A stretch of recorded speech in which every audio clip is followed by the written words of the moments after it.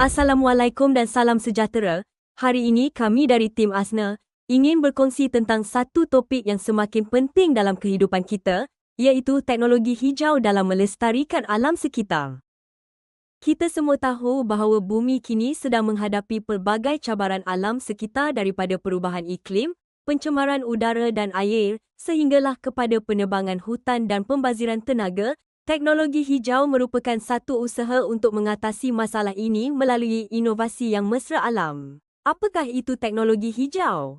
Teknologi hijau merujuk kepada penggunaan sains dan teknologi yang bertujuan untuk mengurangkan kesan negatif ke atas alam sekitar.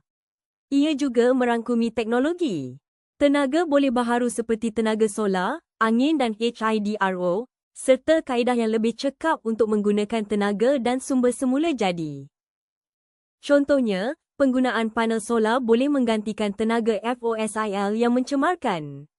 Begitu juga dengan kenderaan elektrik (EV) yang mengurangkan pelepasan karbon di jalan raya. Kepentingan teknologi hijau dengan menggunakan teknologi hijau, kita bukan sahaja mengurangkan pencemaran, malah kita juga menjimatkan sumber semula jadi dan mengurangkan kebergantungan kepada bahan api fosil.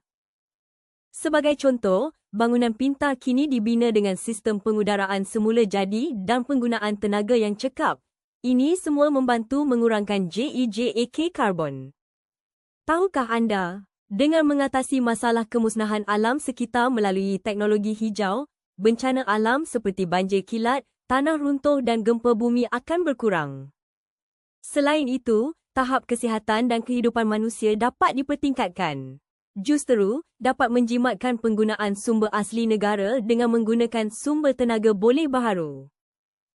Kesan teknologi hijau dan kecekapan tenaga DIUTAMAKAN ialah ekonomi negara bertambah kukuh dan pembaziran semakin berkurang. Selain itu, sisa-sisa buangan juga boleh ditukarkan kepada suatu bentuk tenaga boleh baharu.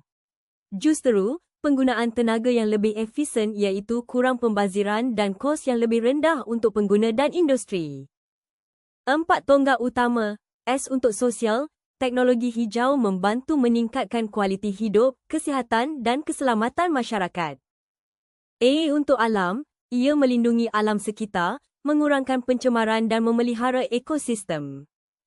T untuk tenaga, menekankan penggunaan tenaga yang cekap dan boleh diperbaharui seperti solar dan angin.